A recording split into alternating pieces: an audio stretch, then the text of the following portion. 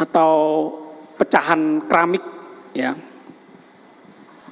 Di rumah saya di Kalijaten, rumah kami di Kalijaten, depannya agak ke kanan. Itu ditinggal oleh pemiliknya, seorang ibu tua, tinggal di rumah anaknya di lain tempat. Jadi sekian tahun kosong. Di situ ada beberapa pot tanaman, bukan bougainville, Kamboja. Nah, sayang itu kalau dibiarkan terus lama-lama mati. Nah, saya senang dengan tanaman, saya siramin ya. Rumput-rumput liar saya ikut cabutin. Anggap rumah sendiri, anggap tanaman sendiri. Nah, musim kemarau, panasnya luar biasa. Dan tanah yang di pot itu cepat kering. Dan saya pilih batu-batu yang tidak terpakai, saya letakkan di sekitar tanaman apa tadi saya bilang Kamboja ya, supaya tanahnya itu tidak cepat kering dan kalau kena angin supaya tidak berdebu, dihalangi oleh batu-batu yang tak terpakai. Saya pilih, saya pungut untuk saya tata di pot-pot itu. Berapa hari kemudian di sekitar rumah itu ada beberapa anak-anak kecil yang main bola.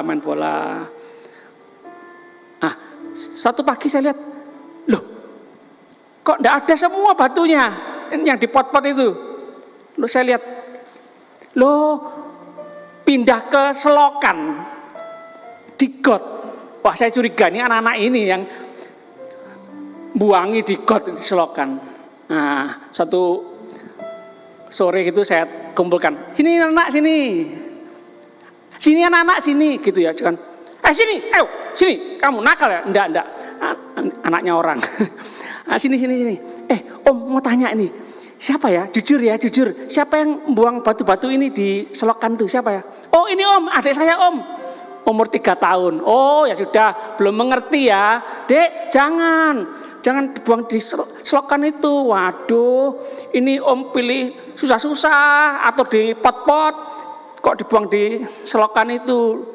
Kakaknya jelasin ke adiknya, iya nanti kalau hujan banjir nanti, jangan dek. Wah, tapi ini sudah saya cuci kok, saya bawa di sini. Siapa yang mau? Saya bawa pulang lagi ya. Mazmur, kita buka Mazmur 118 ayat 22. Mazmur 118 ayat 22 tentang batu. Ada batu lain lagi yang terakhir. Saya bawa batu lain. Ini. Saya pungut di jalan.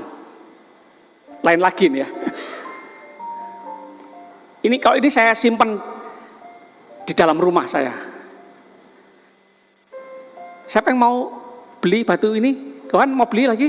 Nggak beli kertas kawan, dulu beli kertas kawan, sekarang batu. Ini cukup berharga bagi saya, batu ini. Mungkin kalau saya jual nggak ada nilainya, tapi berharga, saya simpan. Karena saya seumur-umur baru sekali naik Gunung Sinai, sekitar 900 anak tangga. Dan lebarnya anak tangga itu kira-kira bisa 2 langkah atau 3 langkah lebarnya anak tangga. Nah, saya bawa pulang kenang-kenangan batu. Sebagian orang mengatakan batu tidak berharga, dibuang, dirombeng aja tidak payu, ya, diloakan tidak laku. Tapi bagi sebagian orang, bagi saya khususnya, ini berharga. Mazmur 118 ayat 22, batu yang dibuang. Katakan sama-sama, dibuang oleh tukang-tukang. Batu satu, batu kecil, batu yang tidak berharga, sebagian orang menilainya seperti itu, dibuang oleh tukang-tukang. Banyak tukang yang nggak mau, batu dibuang, bukan satu tukang. Titik, tidak. Telah menjadi batu penjuru. Katakan batu penjuru. Batu penting. Batu yang berguna. Batu yang ditaruh sebagai penghubung bangunan lain, batu-batu yang lain. Jadi penghubung, katakan sama-sama penghubung. Ditulis oleh Raja Daud, Mazmur 118 ini.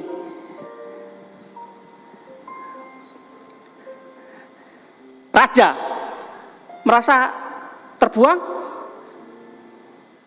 kaya raya, banyak uang, banyak harta, rumah mewah, semua yang diinginkan oleh manusia dia punya. Merasa terbuang.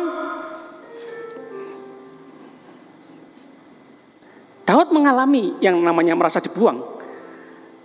Daud, kalau kita baca ayat-ayat sebelumnya, Raja Daud mengalami yang namanya dalam kesesakan, yang namanya dibenci banyak orang. Dikatakan banyak musuh, semua musuh mengelilingi seperti lebah, seperti nyala api duri. Waduh, bukan dikelilingi sahabat-sahabat, bukan ya, dikelilingi keluarga, bukan ya, dikelilingi musuh. Banyaknya seperti lebah, seperti nyala api duri. Panas-panas, kebakaran. Saya lihat di TV di mana itu ya, di Makassar atau di mana? Kira-kira 41 rumah pemukiman kebakaran. Bapak-bapak nangis, ibu-ibu nangis. Waduh, tinggal cuma lihat. Aduh, angin besar tambah lagi, tambah cepat habisnya.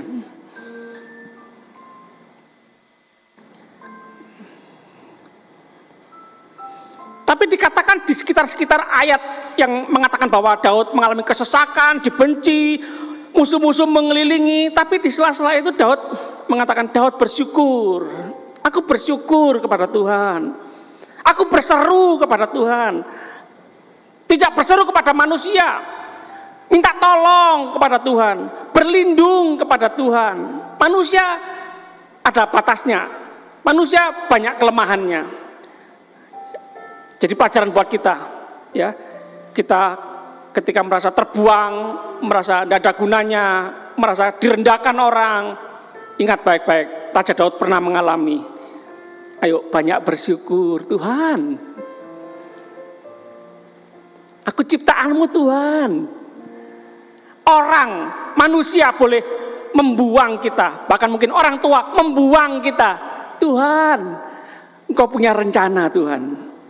Berapa banyak orang-orang yang merasa terbuang di jalanan, terlantar, makan sampah, makan sisa-sisa makanan yang di sampah, pemulung, gelandangan, tapi merasa aku ciptaan Tuhan, aku ditebus oleh Tuhan, dosaku diampuni oleh Tuhan. Oh, jadi orang-orang hebat di muka bumi ini. Ada yang jadi kepala sekolah, ada yang jadi rektor, ada yang jadi menteri, ada yang jadi perdana menteri, ada yang jadi bendahara negara, dan lain sebagainya. Penting ya, pengertian, pengetahuan, kesadaran kepada anak cucu kita bahwa mereka berharga. Tuhan mengambil, memungut batu yang terbuang menjadi berguna, batu penjuru. Matius 21 ayat 42. Kalau kita ingat tentang pengalaman Raja Daud, pernah nggak diperhitungkan oleh papanya kan? Ayo, Nabi Samuel, aku mau mengurapi anakmu jadi raja. Ayo kumpulkan anak-anakmu. Dikumpulkan semua. Loh, enggak. Tuhan enggak mengurapi yang ini, enggak ada. Masa enggak ada lagi anakmu? Oh iya, anakku itu di padang menggembalakan domba. Iya. Tak panggil Daud, nggak diperhitungkan. Mamanya juga nggak. Ayahnya Daud namanya Pak Isai. Ibunya Daud namanya Ibu Isai. Mengatakan bahwa Daud mengatakan, dalam kesalahan aku dilahirkan oleh ibuku, dalam dosa aku dikandung oleh ibuku. Tidak diharapkan kelahirannya. Kakak-kakaknya juga meremehkan, menghina Daud. Kamu tuh anak kecil, buat apa kesini? Kamu mau mengalahkan musuh, kamu mau mengalahkan Goliat yang besar. Oh, segerusuh nih kamu. Sana, pulang. Sana lo, main catur sana lo, main halma sana lo. Kira-kira kalau bahasa sekarang seperti itu. Sana lo, main benteng-bentengan sana lo. Kok mau ngelawan Goliat? Diremehkan. Matius 21 ayat 42. Kata Yesus kepada mereka, belum pernahkah kamu baca dalam kitab suci, batu yang dibuang oleh tukang-tukang bangunan telah menjadi batu penjuru. Hal itu terjadi dari pihak Tuhan, suatu perbuatan ajaib di mata kita. Jadi jangan menganggap, aduh enggak mungkin, wah sulit, sukar, aduh aku terluka, aku kotor, aku najis, aku banyak dosanya, aku sudah terbuang, namaku jelek, siapa yang mau membersihkan namaku? Loh, ini terjadi dari pihak Tuhan. Adakah yang mustahil bagi Tuhan? Tuhan yang mengangkat, Tuhan yang merendahkan. Tuhan mencari orang-orang yang rendah hati. Rendah hati itu mau nurut sama Tuhan. Iya, salah aku Tuhan, ampuni. Nah itu rendah hati. Mau bertobat, nah itu rendah hati. Gak sombong. Justru orang-orang seperti itu yang mau dipakai, diangkat oleh Tuhan. Ayat 43, sebab itu aku berkata kepadamu bahwa kerajaan Allah akan diambil daripadamu dan akan diberikan kepada suatu bangsa yang akan menghasilkan buah kerajaan. Dan barang siapa, ayat 44, dan barang siapa jatuh ke atas batu itu ia akan hancur, dan barang siapa ditimpa batu itu ia akan remuk. Terus ketika imam-imam kepala dan orang-orang Farisi mendengar perumpamaan Yesus, mereka mengerti bahwa merekalah yang dimaksudkannya. Imam-imam kepala, pemimpin-pemimpin agama, ahli-ahli agama, orang-orang terhormat yang dihormati masyarakat, membuang Yesus. Yesus membongkar dosa. Tokoh-tokoh agama tidak suka. Karena jangan-jangan tokoh-tokoh agama, orang-orang yang pintar, ahli agama justru yang sering melanggar peraturan agama. Yesus menegakkan kebenaran, orangnya lurus, tidak mau neko-neko, tidak mau belok kanan, belok kiri, tidak mau macam-macam. A, B, hitam-hitam, putih-putih. Wah, ini para imam orang Farisi tidak suka ini. Waduh, ini lama-lama nanti masyarakat tidak menghargai aku, tidak menghormati aku, ini semua ikut Yesus semua ini, menghormati Yesus. Wah bahaya ini, harus dibunuh aja ini.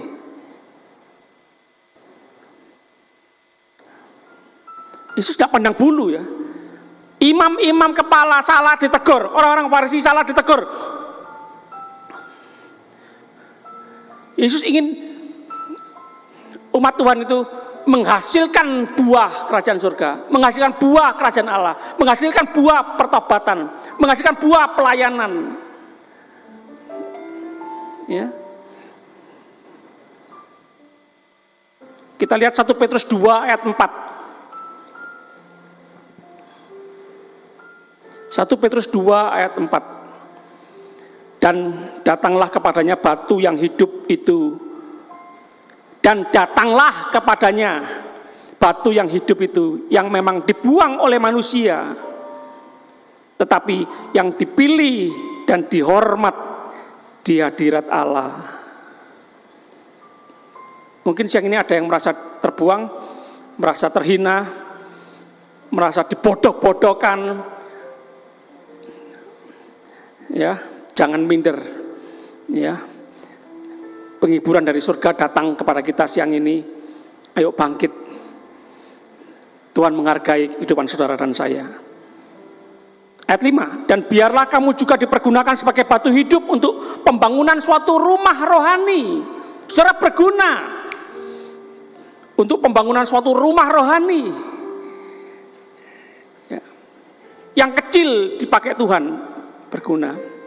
Yang hina, yang terbuang dipakai oleh Tuhan. Jangan merasa jadi anggota tubuh Kristus yang tidak dipandang, yang kurang banyak tampil, tidak pernah dipuji. Jangan loh, saudara penting loh ya. kelingking kecil, penting tapi. Semua organ tubuh dalam tubuh tidak kelihatan, tidak pernah dipuji, tapi itu penting. Pernah jantung dipuji, pernah liver dipuji, lambung dipuji, pernah lambung jantung dikeluarkan, dipertontonkan, oh lo hebat, pernah mati. Ya. Semua ingin jadi mata, semua ingin jadi hidung, mulut, kelihatan, tangan kelihatan, kasih cincin.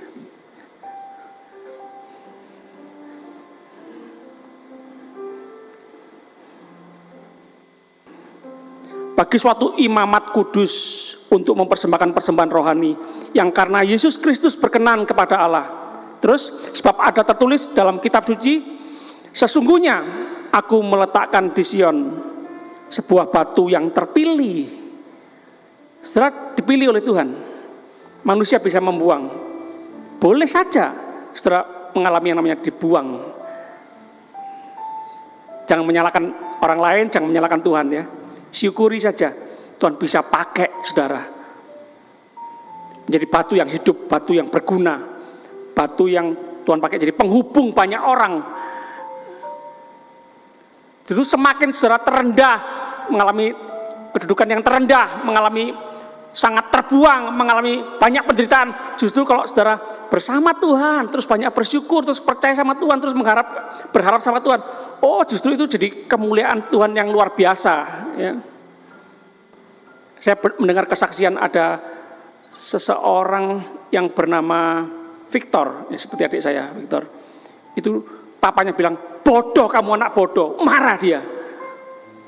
Tapi mamanya suatu hari ngomong juga, kamu bodoh.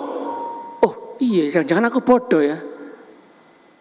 Gurunya bilang, kamu bodoh. Oh, dia berpikir, oh iya memang aku bodoh. Iya memang aku bodoh. Bodoh. Dia merantau ke Amerika. Singkat cerita, dia mau melamar bekerja sebagai office boy. Bodoh. Tapi di perusahaan itu tetap di tes kepribadian, tes talenta, karunia, begitu ya. Dinilai tes kemampuan otak, bagaimana IQ-nya. IQ-nya seingat saya itu 156. Wow.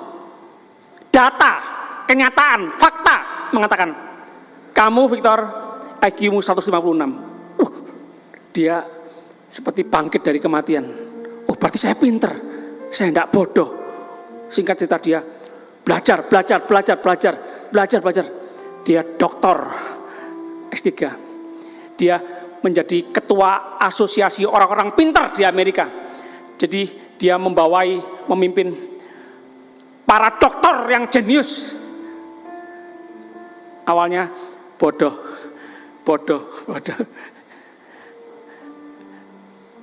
Jangan di jemaat Tuhan, jangan merasa terpuruk, merasa rendah diri lagi ya. Saudara, batu yang dibuang oleh manusia, sudah dipilih oleh Allah. Jadi batu yang hidup, batu yang berguna, batu yang berdampak, batu yang memberkati banyak orang. Ya. Sama-sama katakan amin. Ya. Yuk kita tutup mata, kita merenungkan firman Tuhan.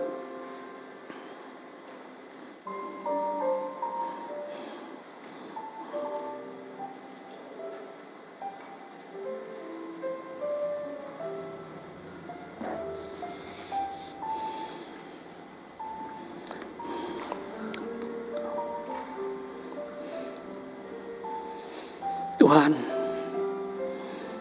kiranya kuasa Tuhan Yesus Kristus, Tuhan Yesus yang mengalahkan maut, Tuhan Yesus yang sudah bangkit, Tuhan Yesus yang sudah naik ke surga, Tuhan yang sanggup juga menguatkan kami anak-anak-Mu di saat kami mengalami kesesakan.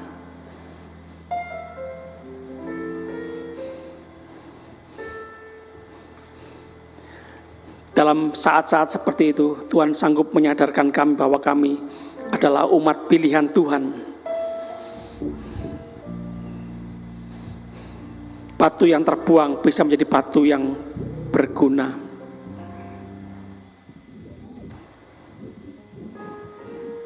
Lahir di kandang Bethlehem, di kandang hina, jalan kaki, naik keledai, anak tukang kayu.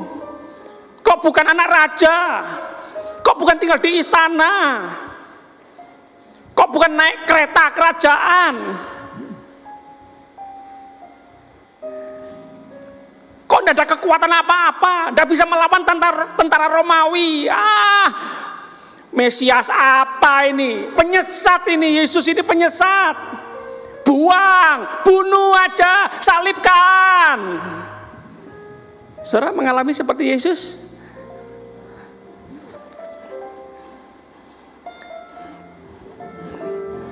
Tuhan mencari hari ini hati-hati yang rendah di hadapan Tuhan. Tuhan, aku orang berdosa, aku orang hina, aku orang bodoh. Tuhan, aku butuh Tuhan Yesus. Aku butuh juru selamat.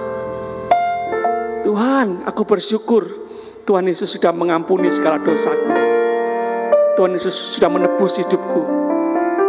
Sekarang aku bukan manusia lama, aku manusia baru. Aku ciptaan baru dalam Tuhan Yesus Kristus.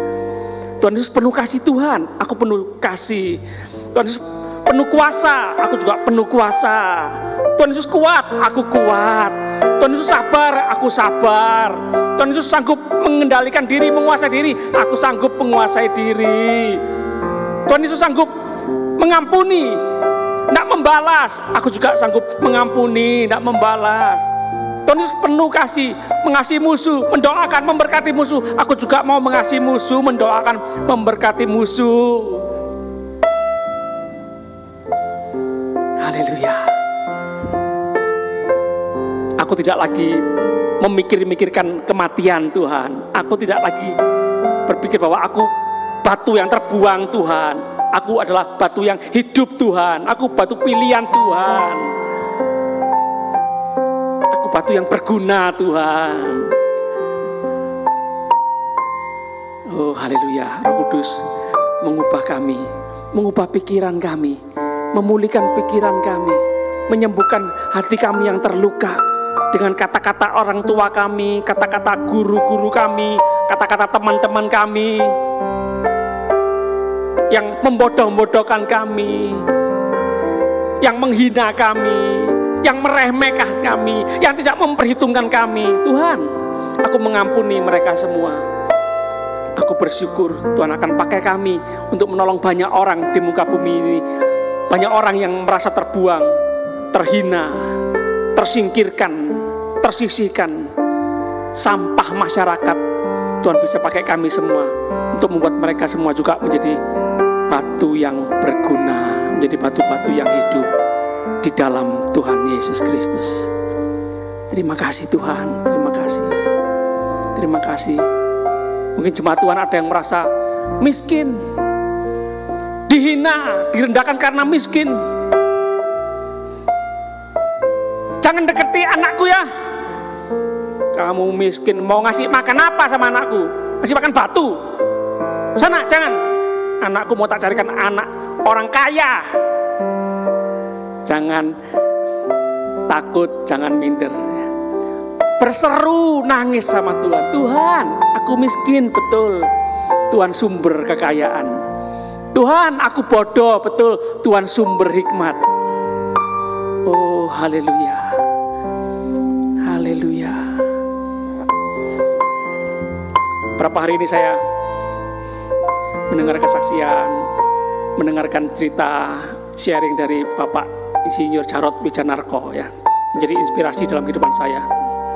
Lahir dari anak yang miskin, rumahnya gedek, lantainya dari tanah.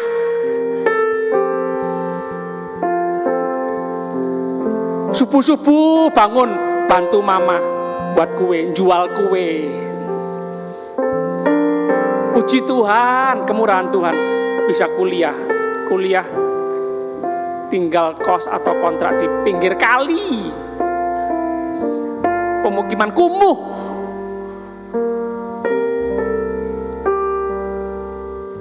Tapi hari-hari ini kita bisa lihat di YouTube ya, wow, diberkati Tuhan luar biasa.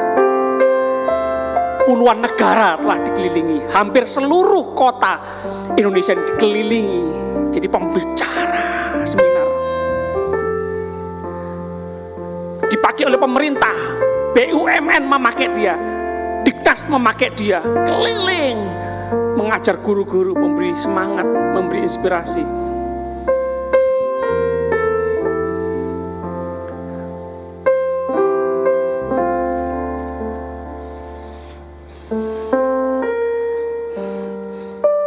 Mari kita sama-sama mendengarkan apa kata Tuhan.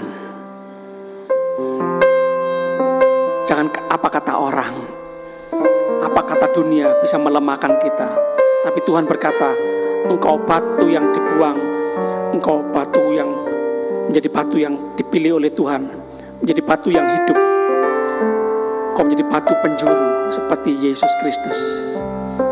Haleluya. Terima kasih Tuhan, kami aminkan firman-Mu. Kami terima firman-Mu Tuhan. Kami simpan dalam pikiran kami, hati kami. Dan kami mau terus perkatakan firman-Mu Tuhan. Bahwa kami adalah batu hidup, batu yang berguna, batu yang dipilih oleh Tuhan. Oh haleluya. Batu yang menjadi berkat bagi banyak orang. Terima kasih Tuhan. Tuhan yang sanggup melakukan segala perkara. Tuhan yang sanggup memulihkan kami. Tuhan Maha Kuasa. Tuhan yang membuat keajaiban demi keajaiban dalam kehidupan kami. Terima kasih. Sebentar kami akan kembali ke tempat kami masing-masing dengan percaya menikmati semua yang terbaik dari Tuhan. Perlindungan penyertaan Tuhan yang sempurna. Anugerah Tuhan melimpah seumur hidup kami. Wow, terima kasih Tuhan, terima kasih. Terima kasih. Kami berdoa, percaya, bersyukur Tuhan menjawab doa kami lebih sempurna, lebih banyak dari yang bisa kami pikirkan. Demi nama Bapa, Putra, dan Roh Kudus, dalam nama Tuhan Yesus Kristus kami berdoa. Haleluya. Sama-sama katakan amin. Tuhan Yesus memberkati.